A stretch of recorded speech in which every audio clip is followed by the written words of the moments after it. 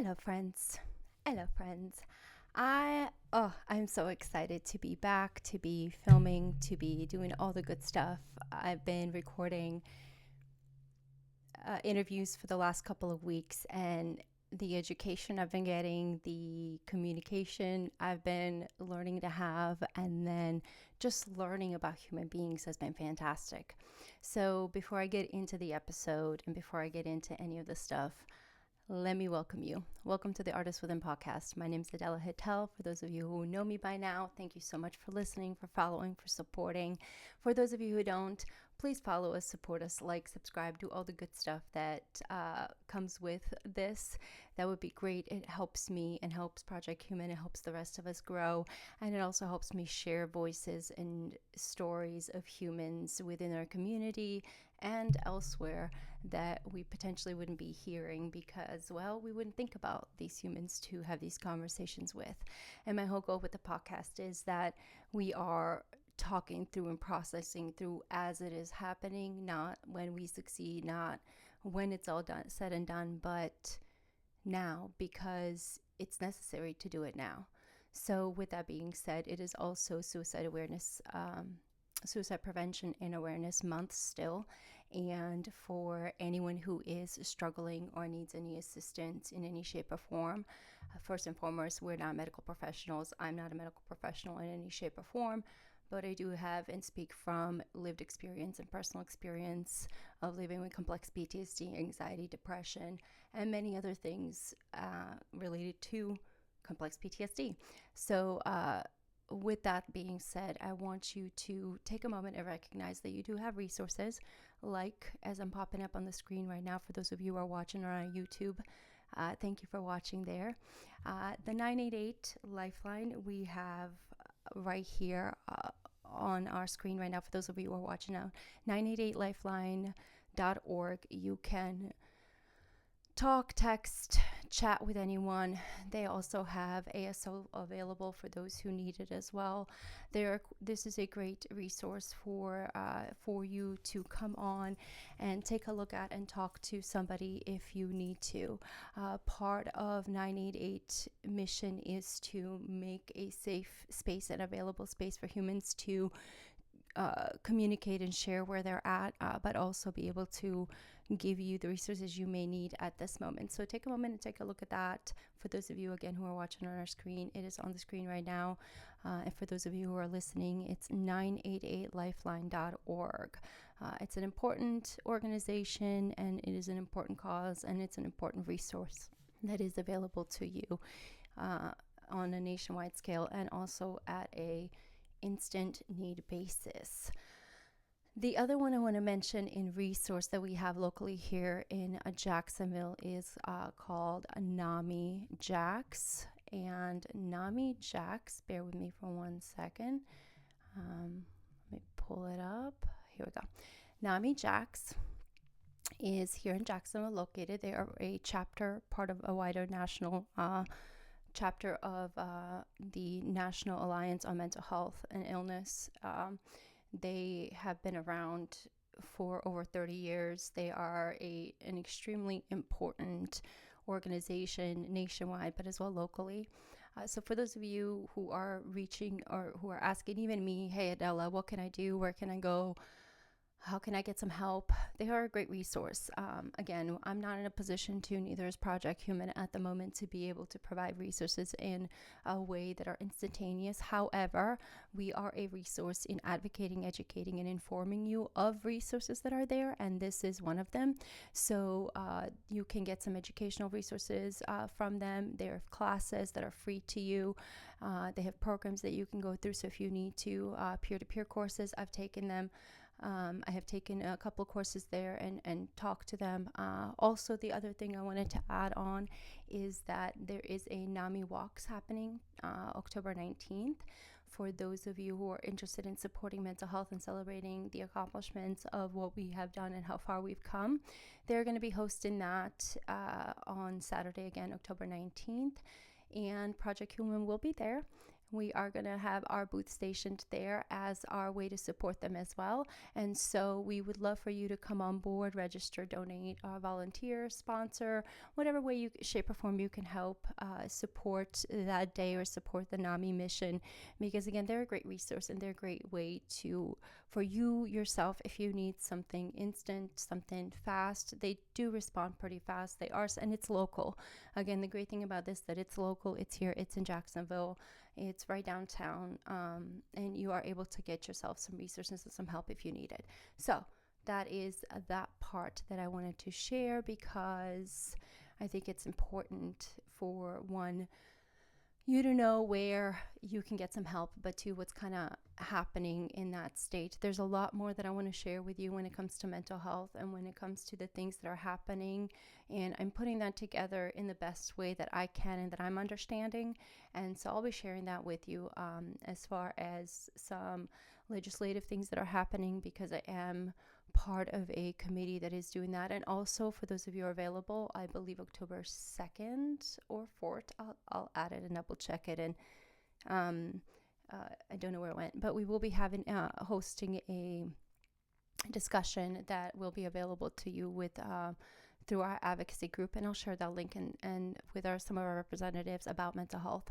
I'll share that link with you guys and that information as soon as I look it up, because I didn't prepare for that part to add into this conversation. I don't know why. It's part of that, but sometimes you miss the little things. So there's that. I wanted to share that with you, because the next thing I want to talk to you about is really, really personal. As I mentioned, I was diagnosed this past year in 2023, towards the end of 2023, with complex PTSD officially. Not that I didn't know I had it, not that I wasn't aware that it existed, but PTSD in itself was very, and is still new in some sense, but was very new at the time when I came to the States and when we were, the effects of war on children, or the effects of huge trauma on children or on adults in situations like that. And then migration and all the other good things that come along with that. I did not understand the severity of it. And again, even when I started into Project Human and into this mental health world of understanding what it means to be healthy in the mental capacity, I had to really learn that it was as a whole being, not just the mind, but the whole being, which I'll be talking to you guys about in just a little bit, about how I'm coping with a lot of these things.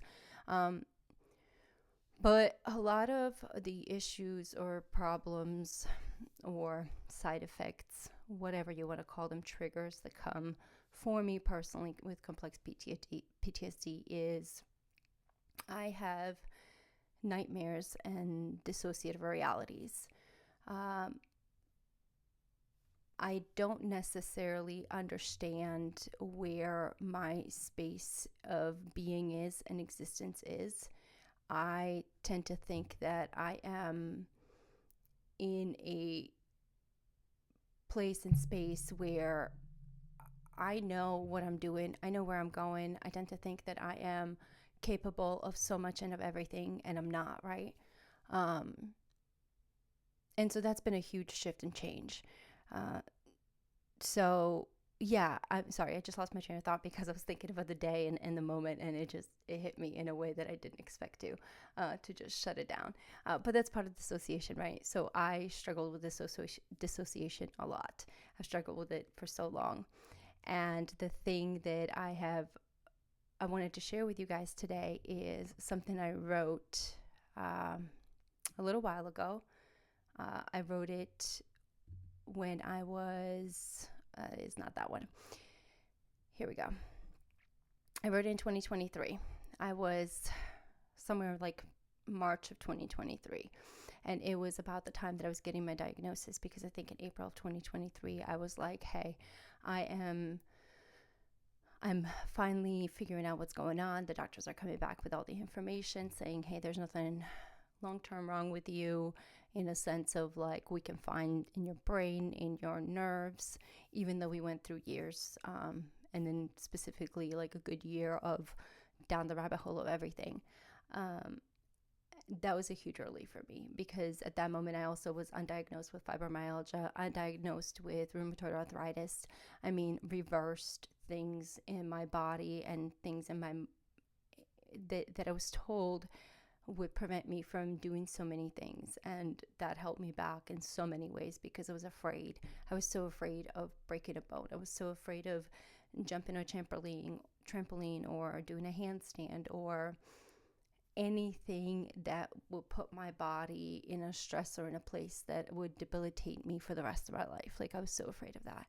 And it limited myself in so many ways until my 30th birthday, where I decided to start the nonprofit and decided to risk it all and say, hey, you know what do I want to do? Well, I want to have peace, stability, structure, and I want to be a servant. I want to serve myself, serve God, serve humanity. I want to be here in a way that I am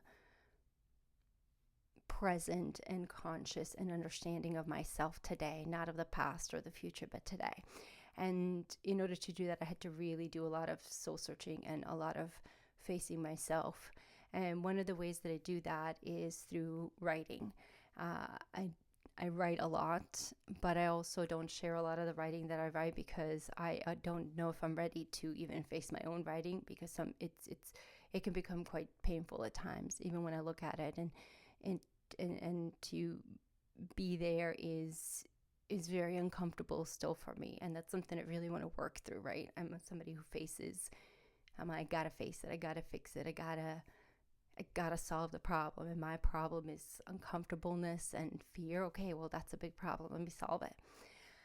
So on our website at Project Human, at thinking.org, PHINC-ing.org, for those of you who are watching, I have it on my screen.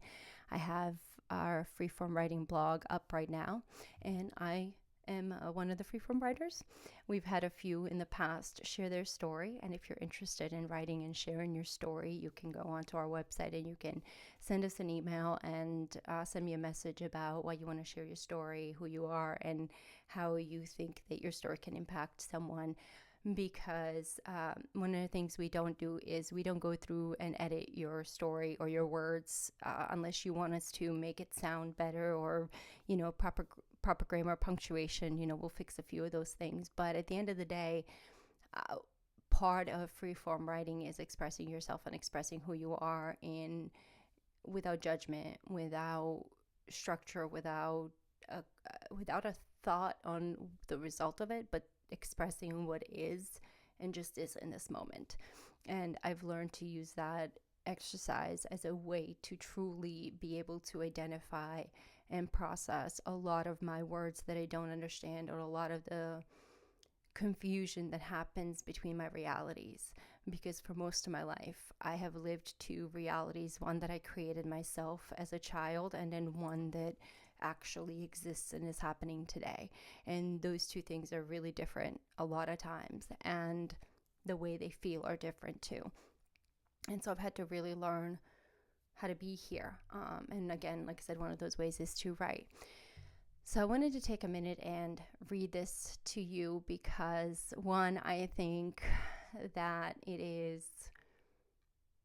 didn't understand how I wrote it, but I think I wrote it pretty beautifully, if I do say so myself. But it is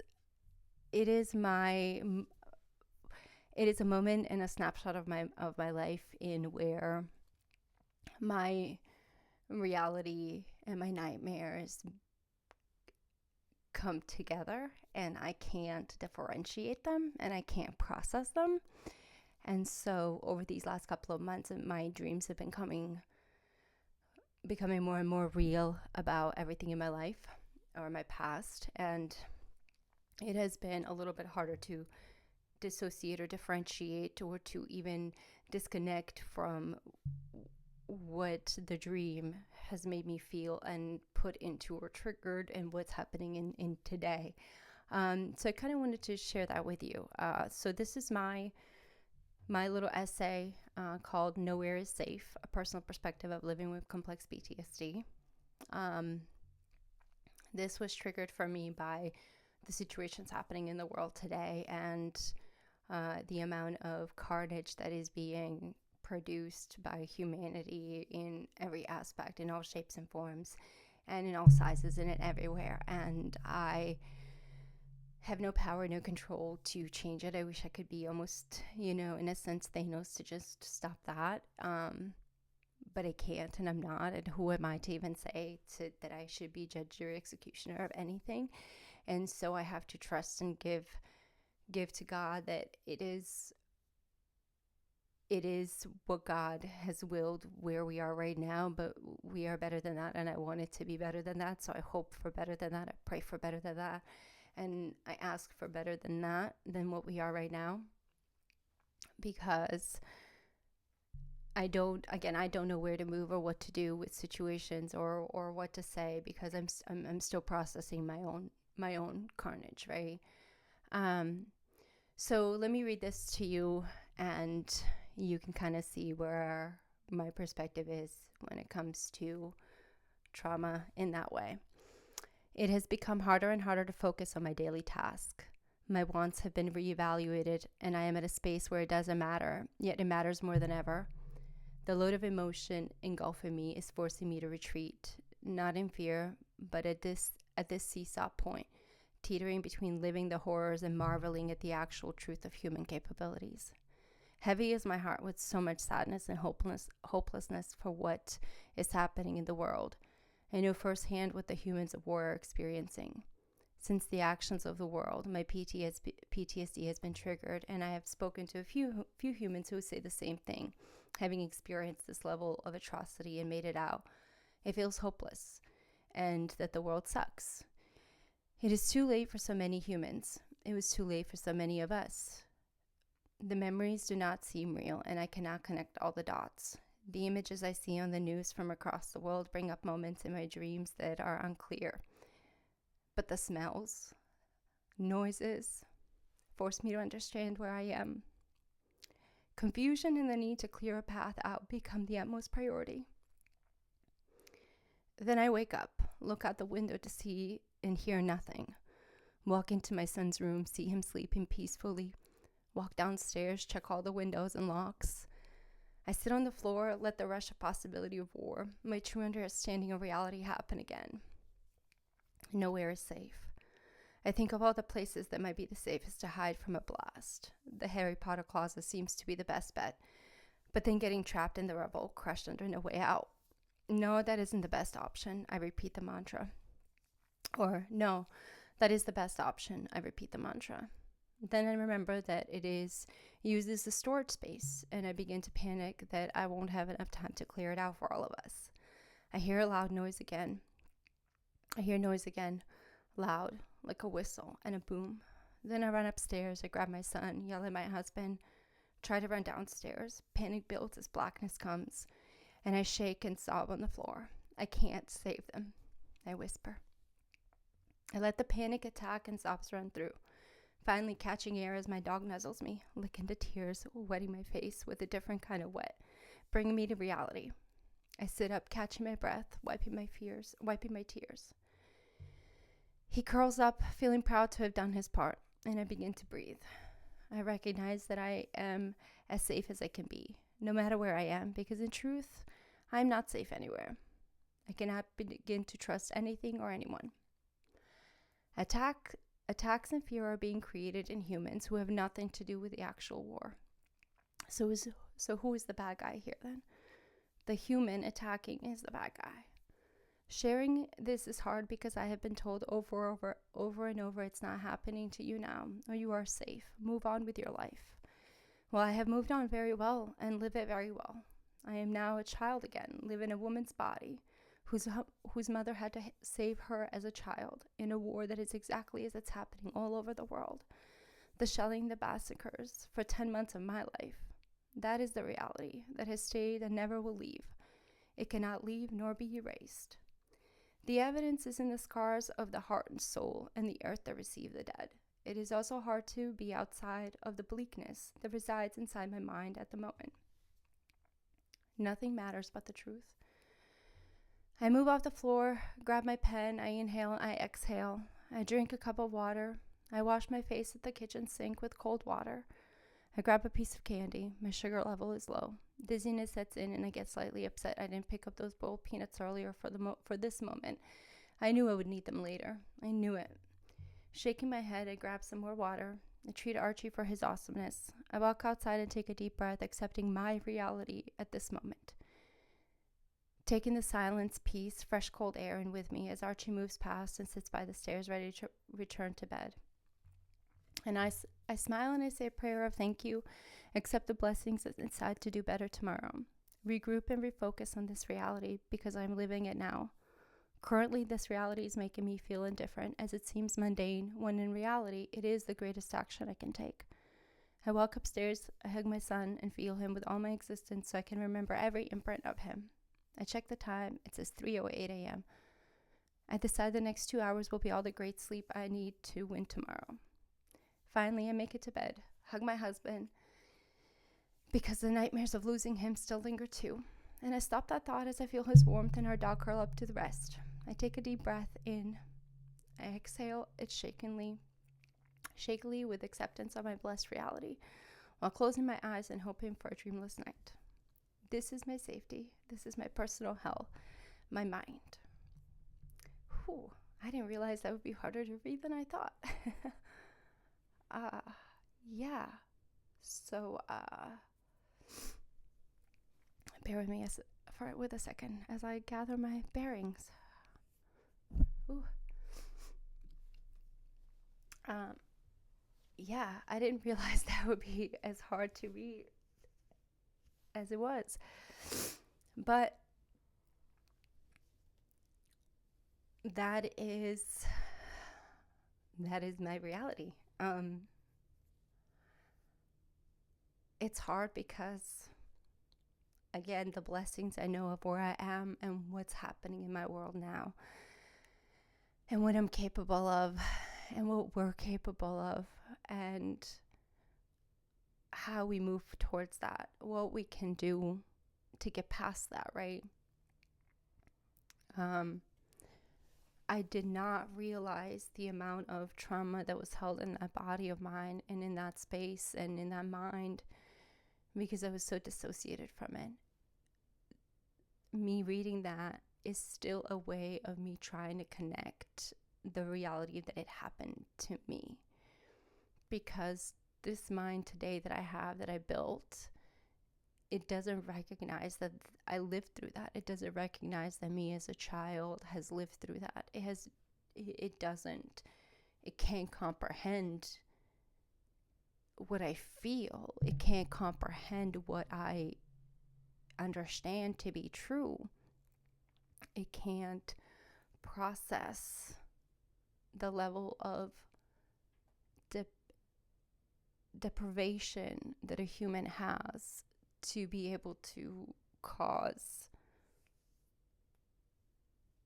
carnage to another human being, right? And so I don't understand, and the brain here today doesn't understand it because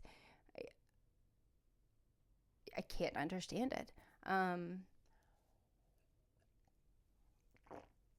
But the healing process requires you to accept it. And I had a good friend tell me that. And she said, you have to accept what happened. You have to accept that it was you. You were there. You lived it. You accept it. You may not want to deal with it. You may not want to process it. You may not even want to recognize it at the moment, but you have to accept it. And recognition and acceptance is two different things too. I am now in my recognition stage. I am recognizing the level of healing I really, really need through this versus what I thought, versus what I knew. And part of what I didn't know is how much control I didn't have over myself, right? Over my life, over everything that's happened to me. And the other part is that I also believed that I could control everything in my life, right? That I could be the savior of all of my past and my future, not understanding that I didn't have any control of either one of those. All I had was control over the present. And so my next thing that I want to share with you now is this presentation I did and put together because it's my way of being able to process my life and how I'm coping with my life. I kind of started talking a little bit about it when I first started doing the episodes, and talked about the types of, well, I keep banging on things now. I talked about the types of coping there are, and there is the physical, the emotional, and then the cognitive. The physical part, a lot of times what I've had to recognize is that I don't have any physical scars in my, physically. I am perfectly perfect. I survived a war without a scar. Like, I cannot, that my mind and my brain cannot, like, it cannot process that. It really can't. But I did. I really did. And then emotionally, though, and mentally, the damage that was done was so intense that I'm still picking up pieces and figuring out what all goes together and how it flows and where it's supposed to be, what's still left, like what's even mine, what's not. And there's just so much to process, to understand. And I didn't understand any of this because I thought in my life that I was in such control over everything, right? But what I didn't understand is that, and I'm pulling up this little tree that I did for those of you who are watching right now. And for those of you who are listening, imagine yourself as a tree. Imagine the tree, or go outside and look at a tree. And look at its roots, right? They're in the ground. You didn't plant them. You had no control over that tree's growth or what has happened to it. And I think of that too, that I had no control over that. Like my roots, there was no control over that. When you flip the hourglass or when you plant the seed, that was my parents. That was their doing. That was all of that. And then of course the growth of that, the trunk, right? The way the tree is going to grow up, that part is influenced by the environment, by your family structure, by, your parents, your grandparents, your brothers, sisters, whether it's windy, whether you have a roof on your head, whether you have good food, whether, like, all of that is influenced. Same for the tree, the outside, if it's a good environment, if it's good soil, if it's good nutrients, like everything is influenced one way, and there's a correlation one way or another. And I started really thinking about that. I was like, well, if I'm like the tree, if everything's God's creation, we're all created in God's image, then we're all connected in one way or another, right? And we're all a living part of something, an extension of something, an extension of a root, a nerve, something. And when I started thinking like that, I started realizing that, again, I didn't have control over my roots. I had no control over that. And I had no control over how I learned to walk, where I was walking, what path I was going to take at that time at all. I had no control over that. That was all guided and provided with railroads, training wheels, and then, of course, the war. And so having no control over that and having my own mental and emotional growth being stunted so traumatically and drastically as a child, with the war, with the change of the environment and the implications of that, and having to process something at a much higher level and range in which my body, mind, and just my whole existence couldn't. Like, I was not capable of that. And so I took that in from the age of 5 until 28 into this almost like, once I was 18, I was like, I can win my life. I'm in control of whatever. But I didn't have any control of that. That's the subconscious control. This is that center part right here, the subconscious control of your life, like where you think that you are in control of what you're doing, but you're not. That was where I was at. I was thinking I was in control of everything, but I wasn't. I was getting great grades. I was going to college. I was going to succeed. I was in the books and in the stats, in social construct. I was doing everything I was supposed to be. I was in control of my life and I was succeeding. I was kicking ass. But in reality, I was absolutely falling apart. I was drinking. I was tearing myself apart. I was taking actions and talking in ways that were absolutely unhealthy, unnecessary, just evil and mean and cruel and vile, and maybe I'm exaggerating for those of you who knew me back then, but I probably am not. I was just not a good human because I didn't have the control of understanding what a good human was, even though I had times and shapes and moments to be given to me, because I dissociated from that life when I came to America and said, no, you know what, that didn't happen to me. I live here. I'm going to live this life. I am whatever. I'm in control. I'm a powerhouse. I'm this. I'm that. Again, not understanding I was not in any control. And then what happens at some point in your life, I think the greatest thing that can happen to a human being is for you to have a child. And this is something that, as a woman, I think that it pushes you to really reflect upon yourself and who you are, and it pushes you to become consciously aware of your existence, where your self-awareness is so paramount in order for you to be a good mother, be a good parent, be a good role model, be a good supporter, nurturer, be all the things that you never had or never experienced, but you don't know how. You have no idea how. And one of the things I heard a while ago was that, having children, and children pull out the worst of you, your triggers, whatever, your inner child. And it's so true. I was in my subconscious terrain. I was under the tantrum stage. And so all I was doing is thinking that I was in control and that I was doing all these things and winning, but it wasn't. I was having a tantrum and creating things for myself just to get what I want, just like a child would. And having a child forces you, and I'm putting another slide onto the screen now, forces you to look at your human existence, right?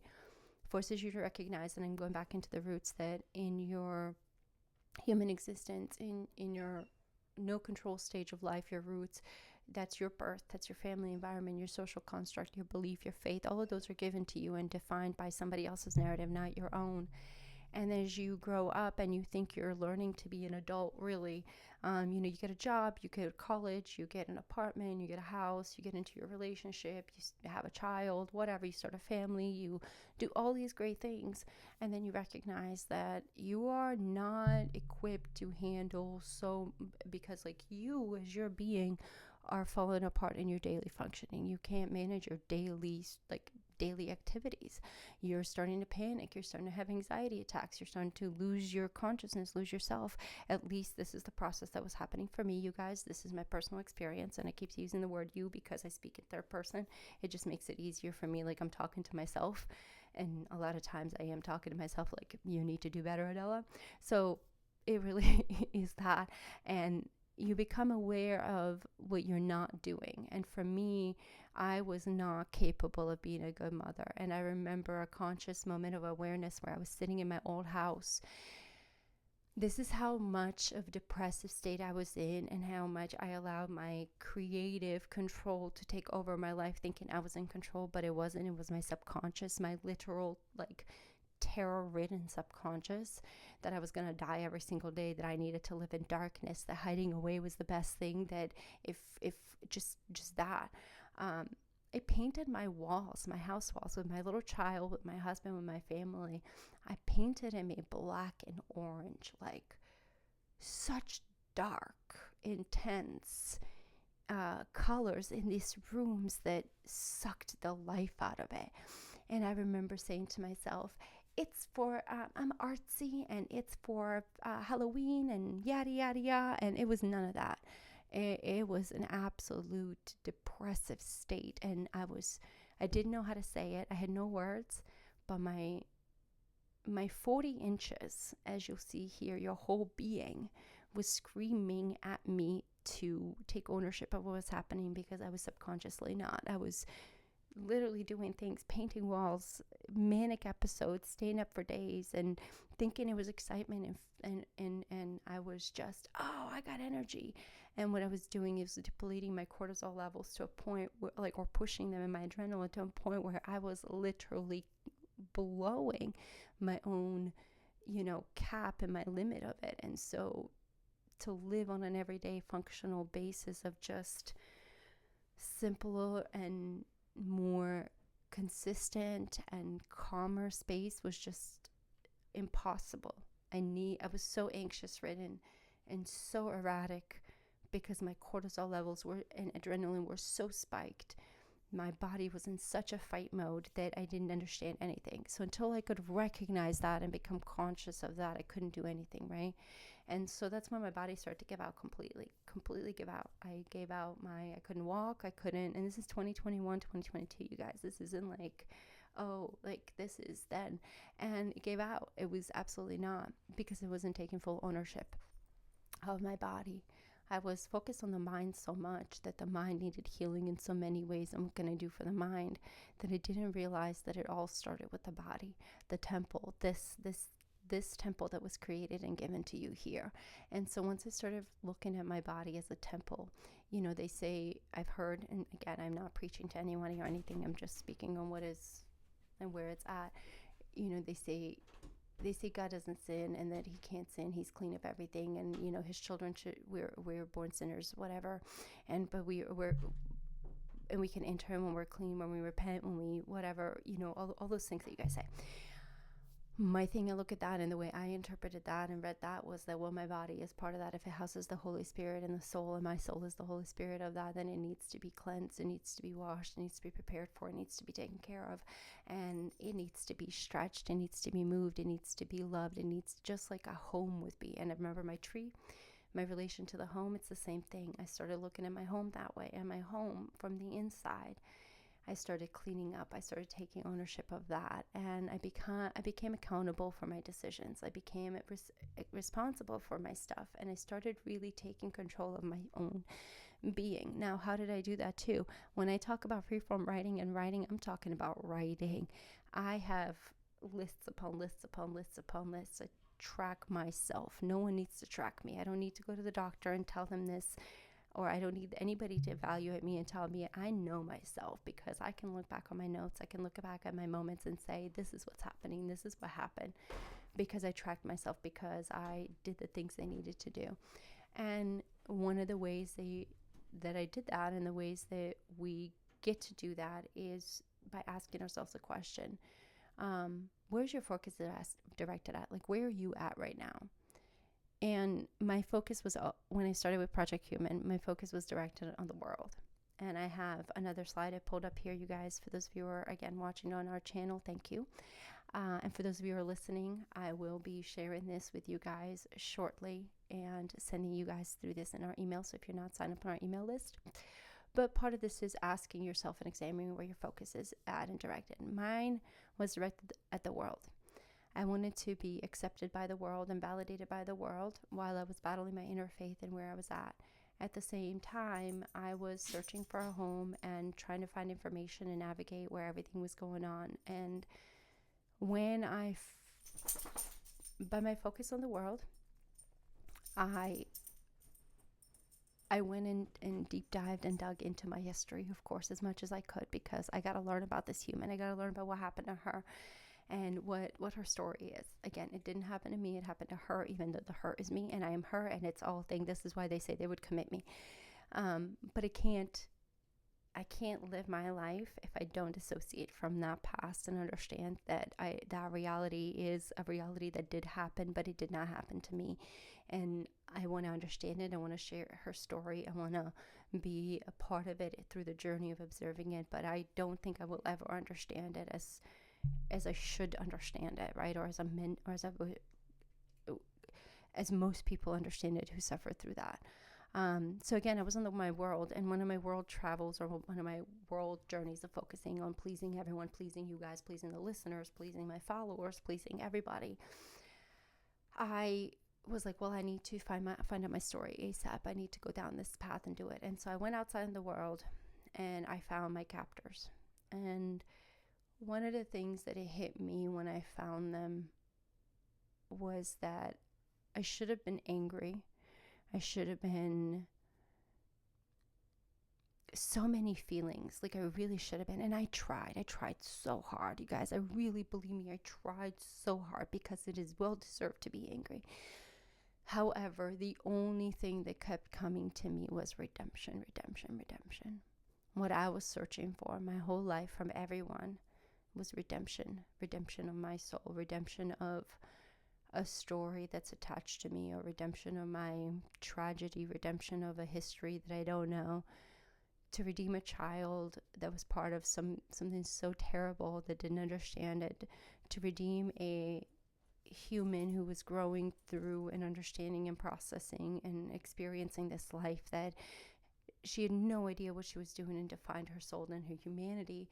And I remember sitting there and looking at these humans and going, they experience the same thing. They, and there's no one that can validate my story or I can validate their experience. There's no one that can, there's nothing that can be done about what has happened. We can always change the future, which is what I hope to, which is what we all hope to do, right? But we can't change the future until we stop focusing on the outside world and taking over the outside and going back into our 40 inches, right? Or yourself, your immediate family, your house. What can you touch and taste? And that moment I realized that I have been focusing again on that validation instead of redemption. And that's why my whole perspective changed in 2022 on my journey through this life and redefining my narrative, is that I shifted inward. So I started at my 40 inches. So I started right here on myself. I started accounting for myself, writing down what I was doing, what I was feeling, what I was thinking, telling myself, these are not the good thoughts. These are not who I am. This is not what I am. I know God's clear voice. Like, I know it. And if, he told me I'm sitting here, I'm supposed to feel these words. And he's like, redemption, Adela, this is your moment of redemption. And it's like, okay, you're right. This is my decision, my crossing, my path of, if I'm going to be going down this path in such an angry and shameful way and guilt-ridden way of all of it, or if I'm going to go ahead and take a moment of the higher road. And it was, again, that redemption. No one can redeem my soul but him. No one can do anything to put any of that but him. And so again, that inner focus of myself, God, and Father, Holy Spirit, and just having that moment, and then taking the time to focus on my house, not only cleansing this temple of his, right? So when I take a shower every day, I sit or I talk in the shower as I'm washing my hands, and I say, hey God, thank you so much for these hands today. Thank you for what they were done. Thank you for the work that they created.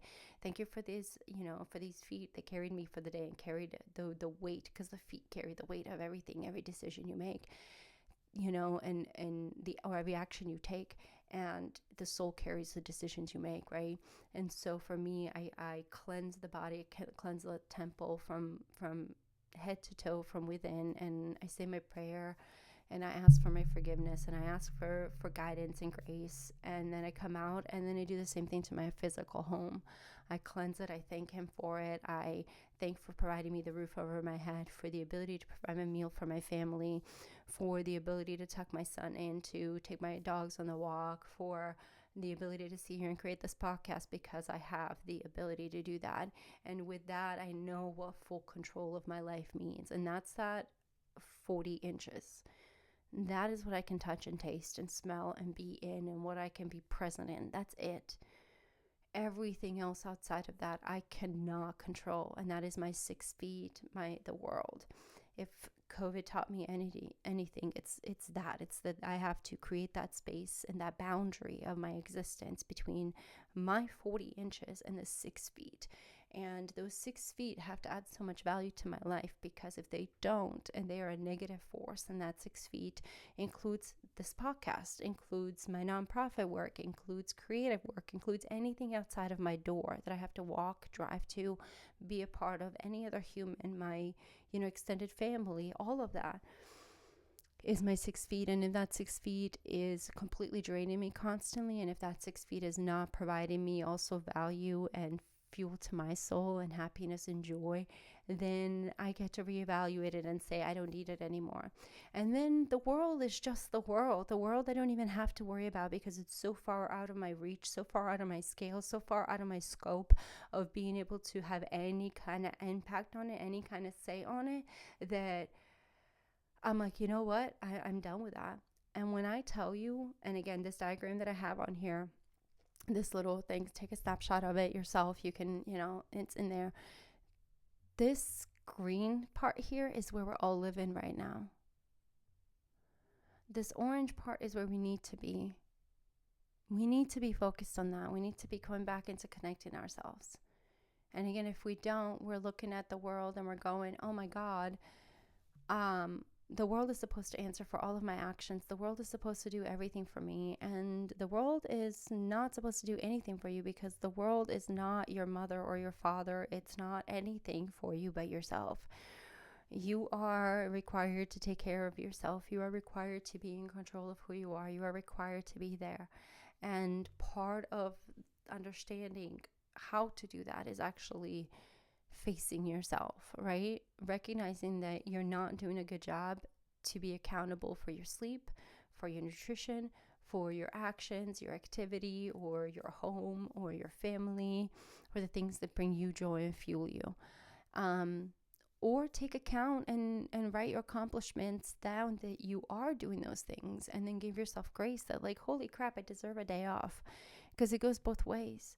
I spend so much time being so hard on myself that I can't be a good anything. I can't reach the world. I can't do anything right. And still to this day I do. But every day I get better. I look in, and when I write down my tasks and things that I did accomplish, yesterday did not feel good at all.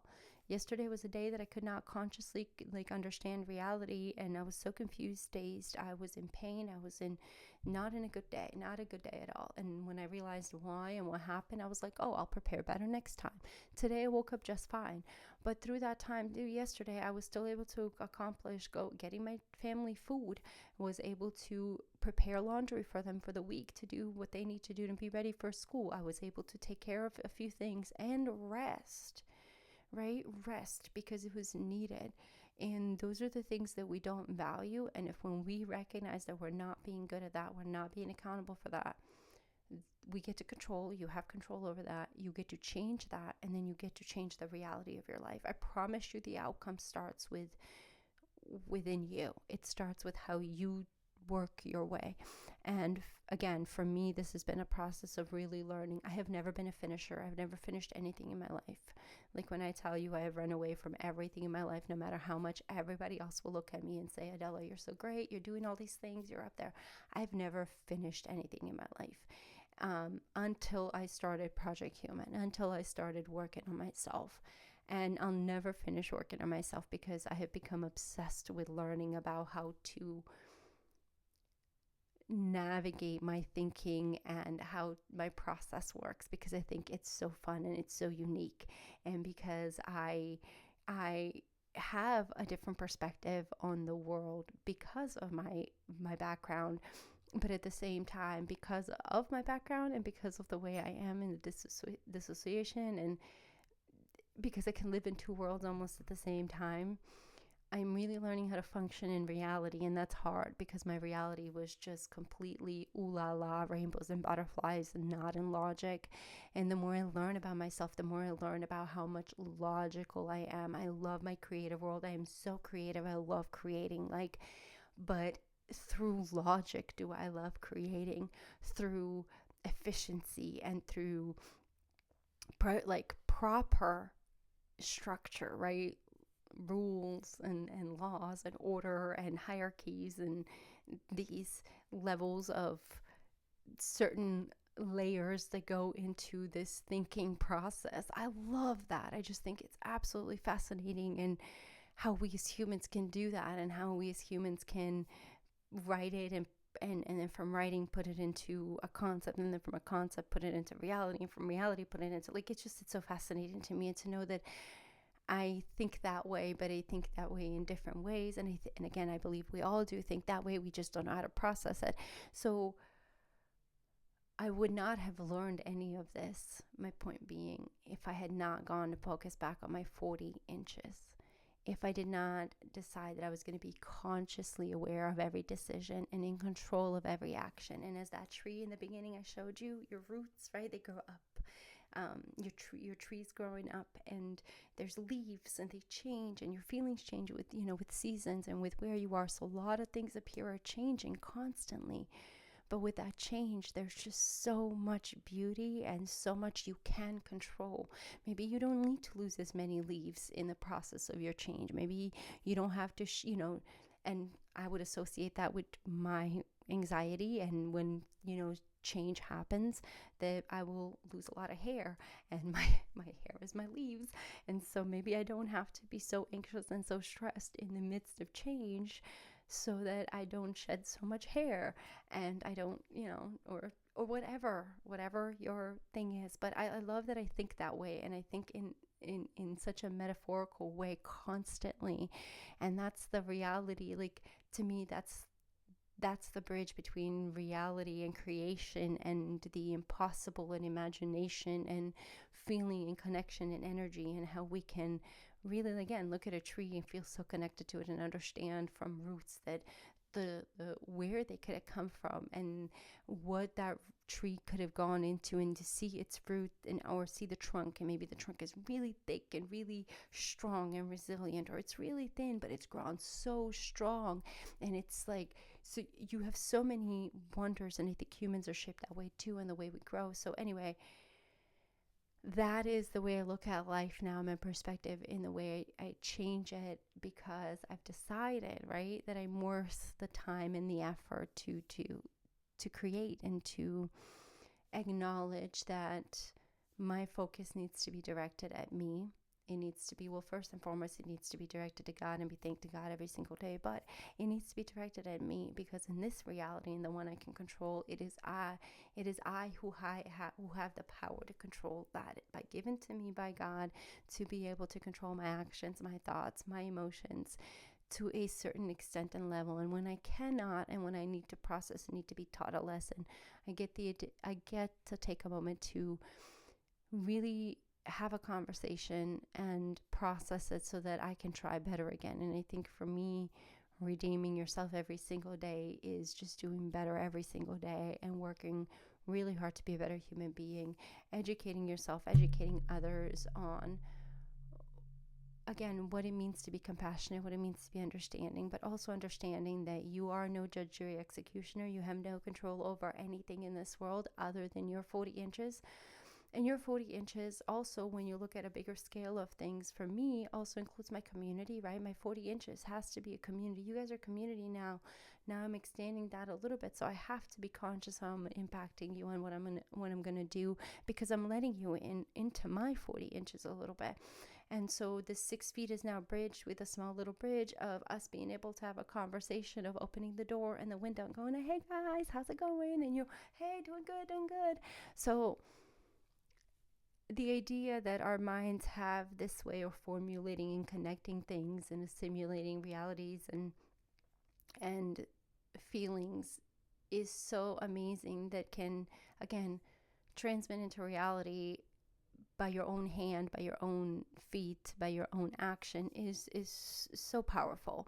And it's overwhelming, and it's scary, and it can really take a toll on a being, as I know. But at the same time, what you want, you have to work for. And I actually, yesterday in my little tea leaf thing, said, nature takes its time, yet everything is accomplished. And it was loud, so that it was from, and it just, nature takes its time, yet everything is accomplished. And yesterday, when I wasn't feeling good, I took that as a sign that it is a thunderstorm outside, and nature will have to pause in what it's doing for a minute, because there's an environment, there's things that are making it feel a certain way that's not going to be optimal for the growth, and it may need to rest, and it may need to take some time, but it will get accomplished. It will still grow, it will still thrive, it will still do what nature is meant to do. And you, as a human, you are still going to thrive, you are still going to grow, you are still going to do what a human does, but you have to be cognizant and conscious of your action towards that growth, so that your inaction or your actions don't become a blame of someone else, because you're subconsciously not aware of what you're actually doing.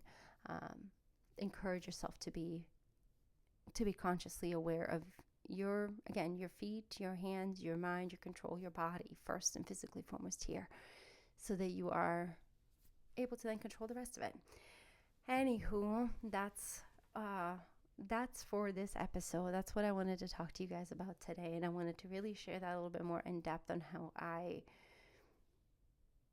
think and how I'm processing and how I'm dealing with my anxiety and my PTSD and my depression, or anything else that's going on with me at the moment. And again, one of the other ways is that I'm realizing that today, in the present moment, in this existence, none of that exists. None of that is real. It was created by the environment, by all this by everything else. And when I can remember that for a second and live here, it becomes so much easier to recognize that, again, I'm in that point of my peace, of my structure, of my solitude, in which I can only control this moment, this year, this process. The rest of it is as is done, and it's in God's hands. And so I hope that you learned something. I hope that you are thinking and processing the way you evaluate your life a little bit. And if one thing doesn't work for you, keep trying again. Like, seriously, don't be like, oh, Adela's sticky notes didn't work for me. That's not gonna work. Okay, sticky notes don't work for you. Try another way. Try 800 different billion ways if you have to, until you figure out how you work, how you function, how you are designed to be in this world. No one can figure that out but you. No one is inside your mind, inside your soul, but you and God. Literally no one. And when you are in there and having that conversation with yourself, be honest and recognize where you can be better. And it's not about self-hate. It's absolutely not. If anything, you learn to give yourself more grace. If anything, you learn to be so much more compassionate to yourself. And if anything, you learn that you are everything in this moment of existence and nothing at all. And the nothing is so freeing, because you know that it's so, again, as I mentioned in my essay, nothing matters. Nothing matters but the exchange of energy, and but this flow of human connection, and how we as a social conscious unit, right, and being, connect to this higher being. And again, whatever you believe, not preaching you to this here, but that's what I think. But in order for that to happen and transpire, in order for that to come to fruition in a higher scape of conscious connection and transparency, if you will, we must first recognize this physical being, that it is here, that it exists here, and that it is responsible, because it houses the intention, it houses the decisions, it houses the emotion, it houses the creation, it houses everything that comes to fruition. So be very, very careful with this temple. Be very careful with the doors and how wide you open them. Be very careful with the windows and whom you allow everybody to see in and out. And, be careful of how soundproof you are to the world, because if you're solid, if your structure is not solid and you're mentally not sound, you're going to hear everything and it's going to just penetrate constantly at you. But if you can soundproof yourself, then you can become stronger. So be all of those things. Be in that connection. So yeah, if you resonate with that, let me know. And if you, again, have a story or something you want to share, please let me know and we'll share it. So I hope you enjoyed that. The next thing I want to share with you really quick before we are out is that you guys have been so amazing in bringing us attention and awareness to the podcast. And the last couple of weeks in launching this podcast has been fantastic in the growth that we've had and the amount of humans who have supported us and following us on our social medias, as well as on our podcast platforms. Like, thank you guys so much. Also on our YouTube page, you guys are fantastic. It's been an honor to be, again, working towards this, and just gives me more hope and confidence to continue what we're doing. So I wanted to share with you guys something, because I think it's so exciting and so important. This is our stats. I wanted to share our stats with you. So here we go. Our stats have been, we are, for the podcast itself, since our launch just now about 2 months ago, it is 197 downloads. And for little old me, okay, you guys, for someone that is so just absolutely inconsequential in any shape or form, for you to listen, for you to hear me, for you to download, for you to be here, for you to support 197 times, 197 ways. And, humans, or however everything is tracked on these, they change every day, but 197 of you, that is insane. That is absolutely insane. I always say, if I can impact one human being, we all say that too. If we can impact one human being, we're done, we're changing the world. But to know that I am continuing to share with you and 197 of you, and that's just on these stats. That's not on the rest of the stats that you guys are on the other platforms following and sharing and supporting. For example, our YouTube page. So go like our YouTube page, because on our YouTube page, you can find videos of the podcasts. You can also listen to the podcast as well too, for those of you who don't who use YouTube as your streaming platform. You can listen to us there too, but you can see our latest episodes are up there right now. For example, Chandel Freeman, we were talking about breaking disability barriers, and we've talked to Trey Ford about his artistry and agriculture, which is really cool how our art is impacted and ingrained in everything we do. And I just talked about a tree and the nature in this whole episode. So, take a moment to listen to that, and take a moment to listen to humans in there. And then you can go and see my other episode from Trauma to Triumph, a story of resilience. And since it is Suicide Awareness and Prevention Month, I talk about my own story of processing and walking through my suicide attempt, and how I am.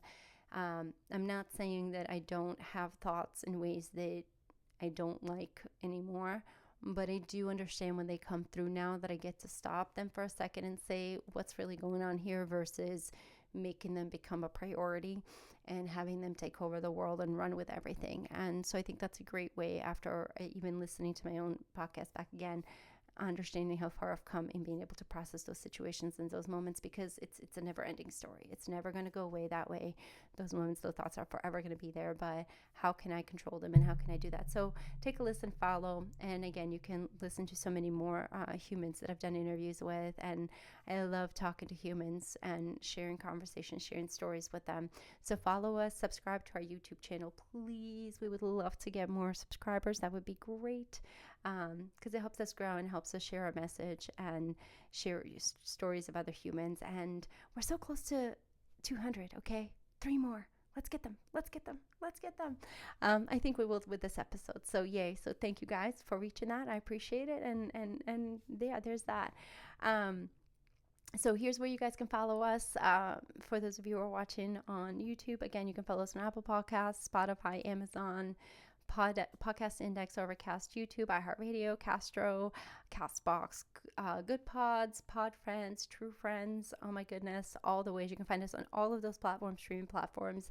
The easiest way to get to us, though, is to go to our website at thinking.org, PHINC-ing.org/TAW, and it is right here on the page.